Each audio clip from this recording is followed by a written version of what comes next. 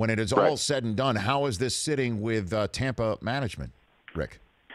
Well, they're disappointed. I mean, this is the thing that you fear, right? I mean, it's the old saying, you can lay down on hay, you may get 8 hours sleep, but you're going to wake up scratching. Well, they woke up scratching today. And, they interviewed 70 people, before they drafted him, and it was a polarizing pick, and they had their choice between him and Marcus Mariota.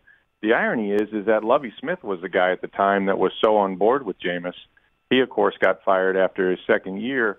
Dirk Cutter said openly he'd have taken Marcus Mariota because he was friends with Mark Halpin and just knew more about him. Now, Dirk is very much a Jameis guy now, and this is going to fall squarely on him and Jason Light, who had already on the hot seat after a 5-win season.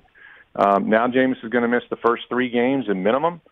Those are huge games at New Orleans, home against the Super Bowl champion Eagles, home on a Monday night game against Pittsburgh. Then they go to Chicago. Presumably he could play then. Then there's a bye week, and 4 of his first 5 games would be on the road. So this is not going to help their season. It's pretty much what they feared. And the team's already picked up his 5th-year player option for $20 million and change, but that's only guaranteed with injury. Is it entirely possible that we see how the season plays out and the Bucs move on as opposed to putting $20 million in the hands of somebody who, with this incident, has proven to be untrustworthy? Yeah, I think it's reasonable to say that he is playing for his career in Tampa, and that he'll have a chance to come back. I mean, everything is still in front of him.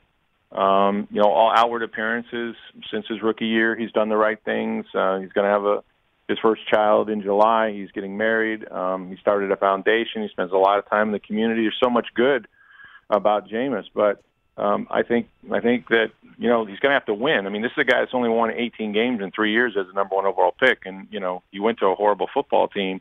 But at some point, the winning has to happen. As far as the $20 million, you're right; it's guaranteed only against injury.